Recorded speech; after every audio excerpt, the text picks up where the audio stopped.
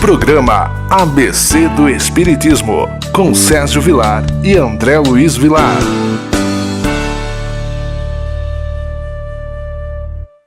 Queridos amigos da TV Mundo Maior, estamos iniciando mais um programa ABC do Espiritismo. Que alegria em podermos estar na sua casa, através da TV Mundo Maior. Deixamos aqui o nosso agradecimento ao André Marusso, que é o dirigente da TV Mundo Maior, aos funcionários que nos atendem sempre com tanto carinho, com tanto respeito, aos diretores das casas André Luiz e, em especial, a você, o nosso telespectador, o nosso ouvinte querido que semanalmente está aqui conosco. Nós agora temos um WhatsApp. Se você quiser entrar em contato conosco, o nosso WhatsApp é 19997782794, como você está vendo na sua telinha. Vamos repetir? O DDD é 19 e o número é 997782794. Eu, André Luiz Querini Vilar, estarei hoje entrevistando Arnaldo Costeira.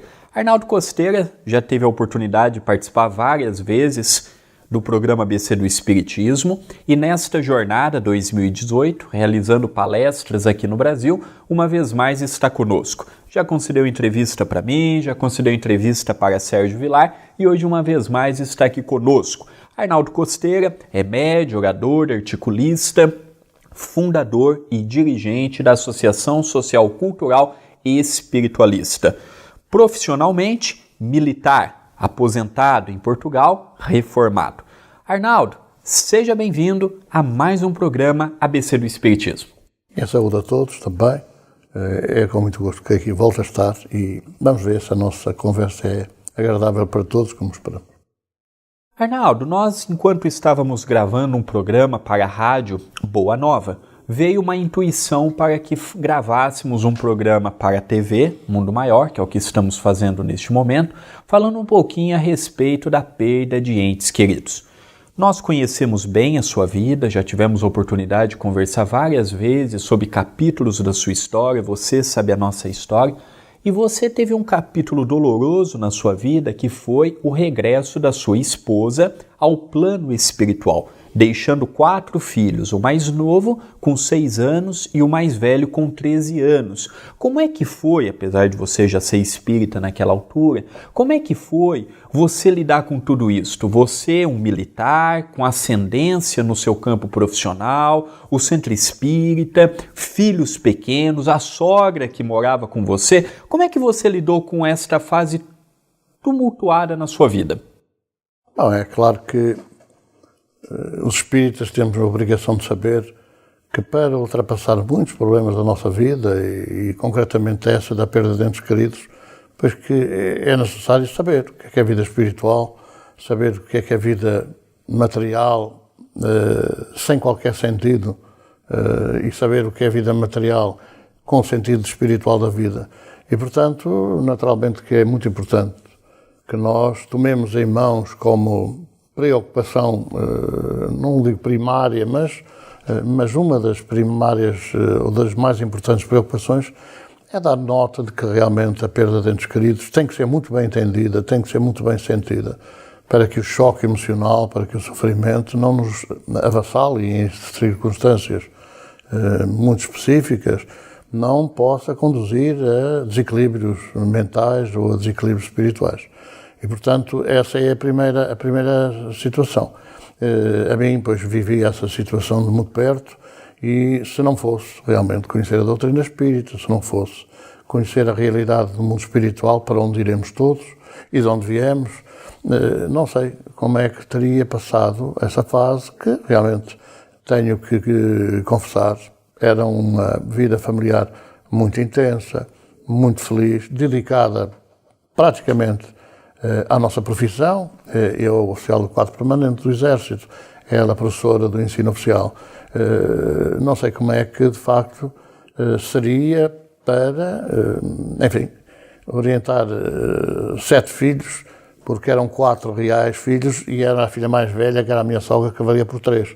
E de maneira que não sei como é que seria, mas compreendo que muitas pessoas que eu conheço, que lidei de perto, e passaram desequilíbrios muito grandes, posso imaginar que realmente, se assim fosse comigo, se teria resistido, ou se não teria entrado em desequilíbrio, até porque a relação era muito forte, era muito próxima, e perder de repente essa situação para ficar com 4 crianças, enfim, que também conheciam, que era a vida espiritual, também já sabiam, e estavam integrados, seria difícil, de facto, compreender como é que a coisa sucederia. E como é que foi você educar os seus filhos? Você teve a ajuda da sua sogra, evidente, e isso dá uma certa tranquilidade, porque não estava com uma pessoa desconhecida. Mas como é que foi educar 4 filhos?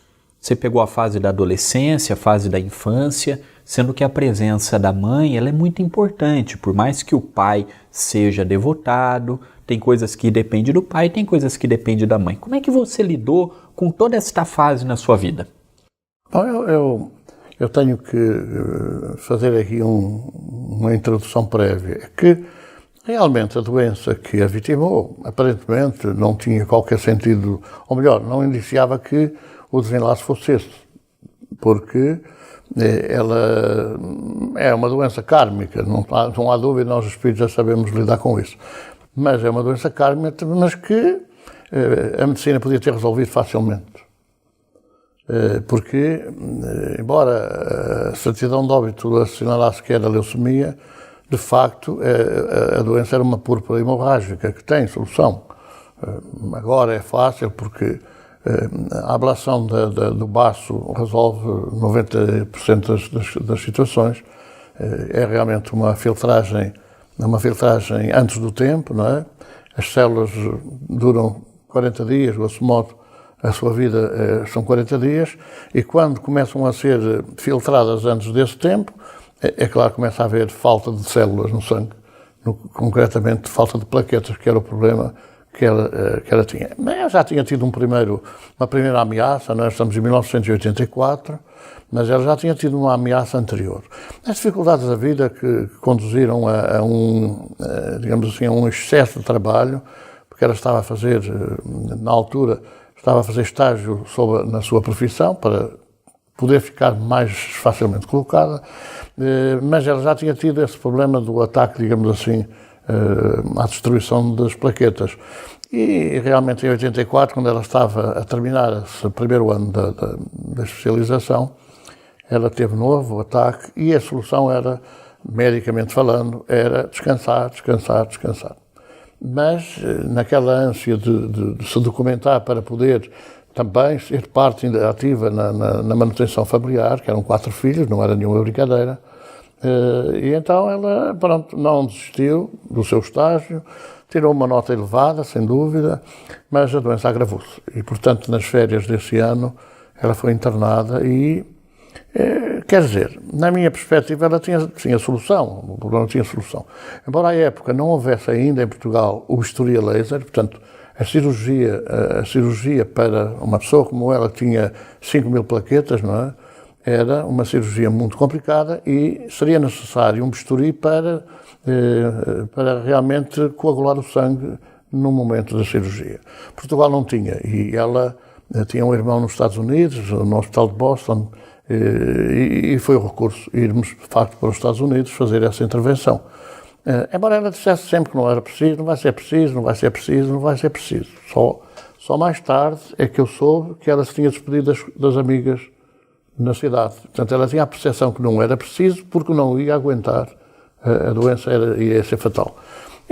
Mas eu só soube, 2 minutos antes da morte, porque na instituição onde ela estava, no centro, na casa de saúde, o depósito do oxigênio, ela não era nada do oxigênio respiratório, era do oxigênio do sangue, e o depósito estourou e pulverizou-se assim, instantaneamente. Eu pensava que era um motivo para ser substituído, mas afinal não.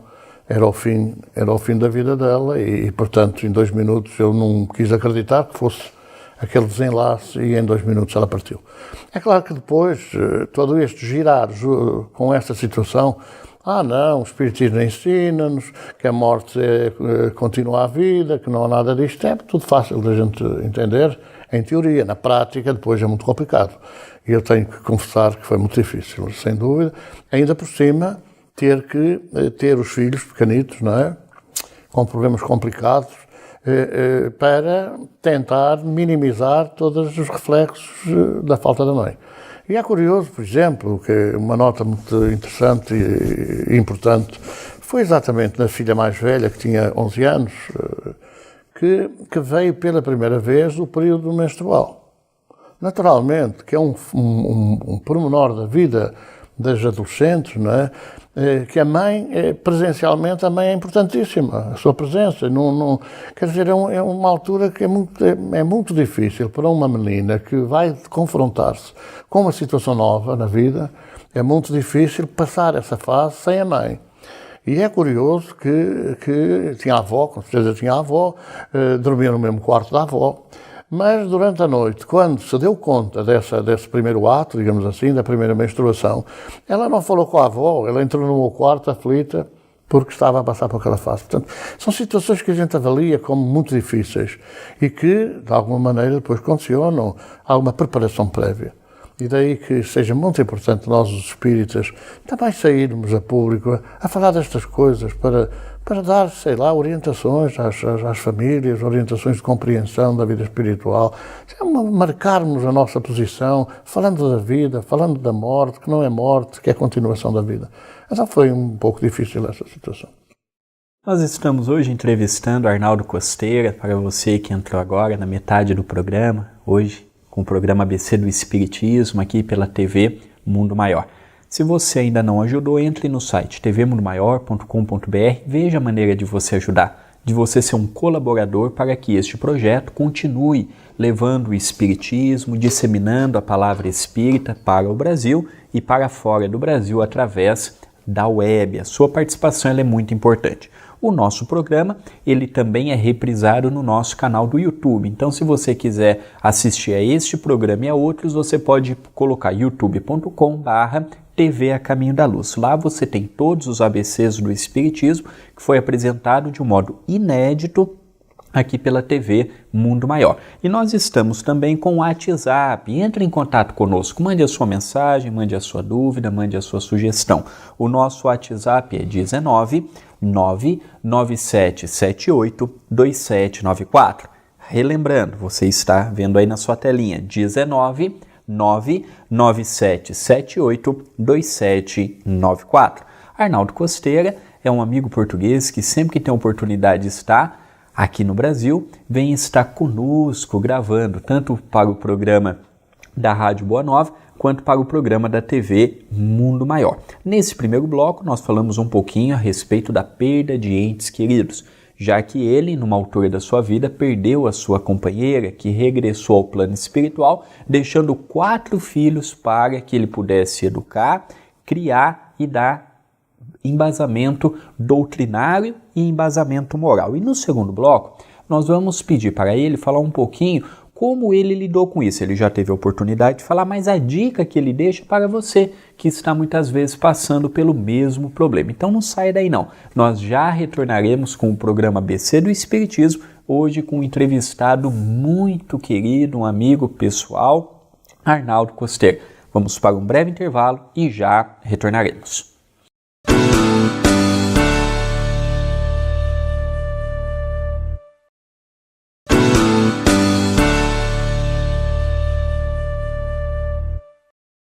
Estamos retornando com o programa ABC do Espiritismo, hoje trazendo aqui na nossa bancada Arnaldo Costeira. Arnaldo Costeira é de profissão militar, chegando ao posto de coronel do Exército Português. No campo espírita, fundador e dirigente da Associação Social, Cultural e Espiritualista de Viseu, em Portugal. É também escritor, médium, orador, articulista e hoje está aqui conosco falando um pouquinho sobre a perda de entes queridos. Se você quiser entrar em contato conosco, o nosso WhatsApp é 19 997782794. Relembrando, 19 é o DDD, o número é 997782794.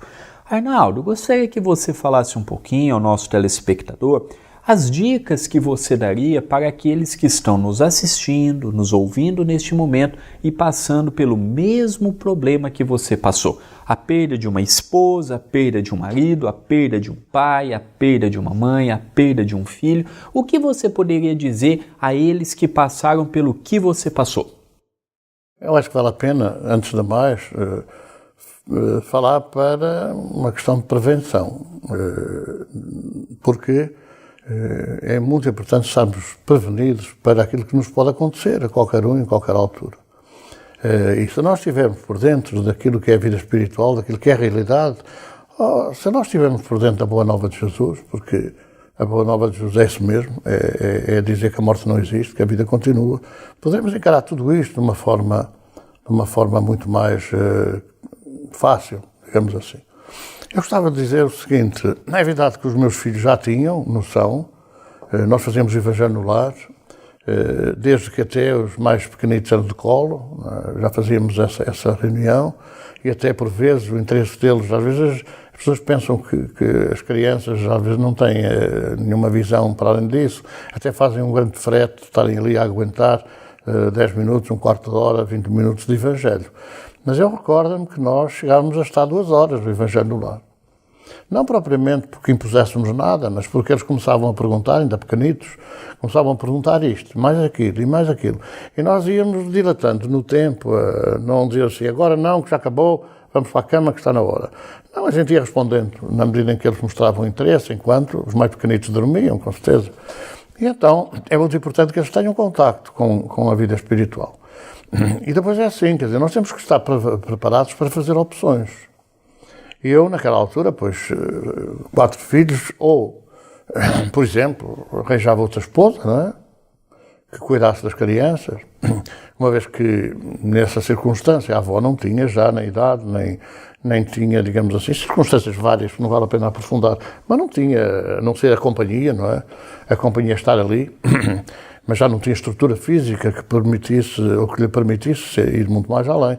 Mas a gente tem que fazer opções. Tem a nossa profissão, com certeza, que tinha que garantir o pecúlio familiar, porque é o salário, o vencimento que nós tínhamos, é isso que garante a vida, mas depois fazer opções profissionais, porque, por exemplo, eu tive que desistir, da minha carreira militar, enquanto projeção, digamos assim, no futuro, até ir a outros postos mais elevados, mas colocava-se a questão de ou primeiro os filhos ou primeiro a profissão. E, por exemplo, cheguei a ter a proposta de os meus irmãos tomarem conta de cada filho e para um lado ou para o outro, porque todo não é família, todo não era uma estrutura familiar, mas os irmãos foram amigos, foram disponíveis, foram, mas a primeira preocupação é os filhos, é o convívio uns com os outros, é o convívio num lar específico e não em lares estranhos. E, portanto, quer dizer, nós temos que ter essa noção de que, não desleixando a necessidade do salário para garantir digamos assim, a vida familiar, mas também fazer opções. Eu tive que fazer, naquela altura, tive um apoio do Exército, tenho que ser sincero.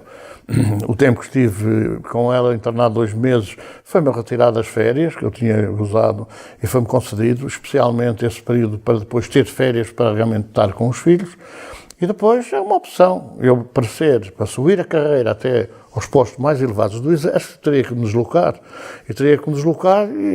Ou entregava aos filhos enfim, quer dizer, não havia infantário, não havia essa coisa que hoje há, mas entregar os filhos a alguém que tomasse conta deles, ou então ter que optar primeiro os filhos e depois o resto. E foi o que eu fiz, quer dizer, deixei de me preocupar em chegar a oficial-general e tal, e essas coisas todas, teria que sair de casa, teria que partir para outra jornada noutras terras, e então fiz essa opção. Ora, nós temos que fazer às vezes essas escolhas, e não prescindir de uma responsabilidade nossa da família. Depois, quer dizer, não esquecer que o Evangelho no lar, que a oração no lar, que o convívio fraterno entre a família é fundamental para nos fazer, digamos assim, vencer as lutas, vencer as adversidades. E depois outra coisa, é ter a noção de que quem parte também deve estar preparado para não partir de todo. Não partir de todo, porque a família não se desestrutura, não se desfaz com a morte. de qualquer dos seus elementos. Se houver afinidade, se houver compreensão, se houver um sentido de responsabilidade do lar, não vai de maneira nenhuma fazer-se uma interrupção nesse convívio. E foi das coisas que realmente eu senti. Isso tem a ver com a minha preparação enquanto espírita, não é? Que ela, embora partindo prematuramente, nova, 38 anos, é evidente que com os filhos, cá deste lado, é curioso que um dia me disseram assim: tu não sabes se é melhor que ela tivesse partido ou tivesse ficado. Eu até respondi assim de uma forma, enfim, eu é que sei, não é? Porque quem fica é que sabe.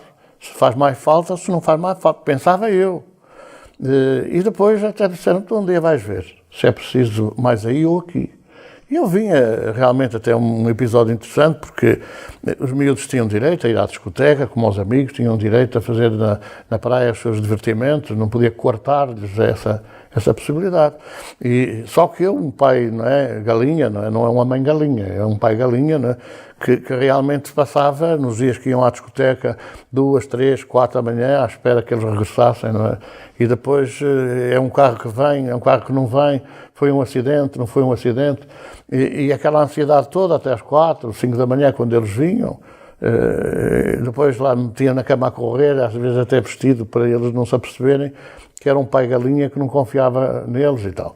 E um dia, realmente, eles chegaram mais cedo que ao costume, e eu até estranhei, fui apanhado um pouco desprevenido, e no dia seguinte, ao almoço, perguntei: então, vocês chegaram cedo? Chegamos. Mas porquê? É que a Diana, que é a mais velha, sentiu-se mal. Sentiu-se mal, sentiu e tal, então tivemos que vir embora, porque ela sentiu-se mal. Bom, no Evangelho no Lar, que nós fazíamos também, ainda mesmo na praia, a avó um dia recebe uma entidade e dirige-se a mim e perguntou: então? Eu disse: então o quê? Então não vieram mais cedo? Sim, vieram. E sabes porquê? Não.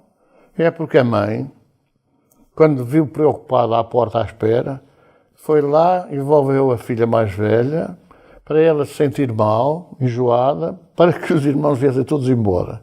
Agora, eu pergunto, então será que ela não era mais necessária aqui do que aí? Porque aí estavam os dois à espera à porta de casa. E aqui ela pôde intervir para pô-los no caminho. Às vezes a gente não sabe estas nuances, estas situações, mas aqueles que aprendemos verdadeiramente a doutrina, não é aprendermos na teoria, é que aprendemos na prática, na vida diária, na constatação destas realidades, se calhar temos muito mais preparação e temos muito mais força interior para vencer as adversidades, sendo que eles estão para nos ajudar. A Igreja Católica, hoje, no Catecismo, está lá muito claro. Muitos não conhecem, católicos, os nossos irmãos católicos, muitos sacerdotes, se calhar, não conhecem ou até não convém que deem a conhecer, mas está lá muito claro que os nossos familiares, foi João Paulo II, que os nossos familiares mortos podem voltar para nos ajudar. E, portanto, é nesta perspectiva que nós, que temos muito mais consciência desta realidade, podemos afirmar claramente que eles vão para o outro lado, são nossos entes queridos, mas só serão queridos se eles também continuarem a considerar-nos como entes queridos que ficamos. E é nessa situação que nós ganhamos outra dinâmica, outra força de viver. Arnaldo, você também teve a oportunidade de falar que você teve que optar. É evidente que é um assunto que vai muito mais do que 3, 4 minutos, que é o que nós ainda temos. Mas eu gostaria de falar qual que é a repercussão que isso gerou na sua vida. Hoje você está aposentado, em Portugal, reformado. Hoje você poderia estar ganhando 2 vezes mais o que você ganha de reforma, se você tivesse atingido postos mais altos do que você tem, mas hoje você é feliz. Você está ganhando menos, mas você teve os seus filhos encaminhados, cada um com a sua família, com a sua consciência tranquila. Você está feliz pela decisão que você tomou há décadas atrás em priorizando a família e a educação dos seus filhos? Eu estou feliz, até porque era uma opção que eu tinha que fazer. Realmente, eu cheguei a certa altura, pensei que ser general poderia ser prestigiante para o movimento espírita. Portanto, eu teria que fazer uma opção que, se calhar, se eu optasse por desistir, poderia causar-me algum arrependimento. Se eu continuasse, se eu fizesse. Assim, facilitaram-me a vida, porque, de facto, embora o apoio que eu tive enquanto enquanto pai com 4 filhos e tive um apoio das estruturas militares, a certa altura eu tive que ser deslocado. Eu fazia viagens todos os dias, ia e vinha para a minha profissão a quase uma centena de quilómetros, portanto, de volta a 200 quilómetros, e realmente eu fazia esse sacrifício muito cedo para voltar a tempo de regressar, de apanhar os meus filhos nas escolas e continuar a acompanhá-los. E realmente, eu fui chamado certa feita e o meu superior disse: tu tens que ir para uma brigada tal e tal, porque tens que ver a tua carreira. E eu disse: não, mas a opção é minha, e a minha opção é os meus filhos, não a minha carreira para já. E pronto, eu aí fiz a minha escolha. Se eu tivesse ido a general, eu não podia continuar por 2 razões. Já os meus filhos começaram a ser crescidos, não é? E por 2 razões. Primeiro, porque eu não ia deixar a minha tarefa no movimento espírita, no espiritismo. Eu não ia abandonar a nossa associação, eu não ia deixar para trás, porque eu tinha que sair da minha residência. E depois também porque é muito melhor acompanhar os filhos do que eventualmente ambicionar a outras paragens e depois não ter a consciência pesada, porque houve desvios, houve problemas, houve grandes abalos, e isso ficaria na minha consciência, de maneira que eu acho que fiz a opção, não me desiludi, não estou arrependido de maneira nenhuma, faria o mesmo hoje, porque há uma coisa: os espíritas temos que criar uma paixão, não doentia, como é evidente, por aquilo que a gente faz. Temos que compreender a nossa missão e ir à busca dela. Como Kardec recebeu a missão do mundo espiritual, qual era a missão que ele tinha, nós temos também todos procurar a nossa missão. Se não o fizermos, naturalmente que amanhã falharemos. Portanto, é bom que nós pensemos 2 vezes antes de tomarem decisões de abandonar as nossas casas, onde devemos dar amor e paz. Estamos encerrando mais um programa ABC do Espiritismo. Vou pedir ao nosso Arnaldo Costeira para se despedir do nosso telespectador. Olha, o nosso abraço muito fraterno, bem-aja por me terem... Bem-aja em português é o obrigado, não é? Nós dizemos em Viseu, é uma forma carinhosa de dizer bem-aja pela vossa atenção, bem-aja pelo tempo que perderam a ouvir-nos, mas eu penso que valerá sempre a pena partilhar as nossas experiências, ainda que possam ser experiênciazinhas pequenas. Então fiquem com Deus, que Deus abençoe a todos os vossos lares e que vos dê força para lutar pela felicidade do amanhã. Queridos amigos, um beijo no coração e até semana que vem.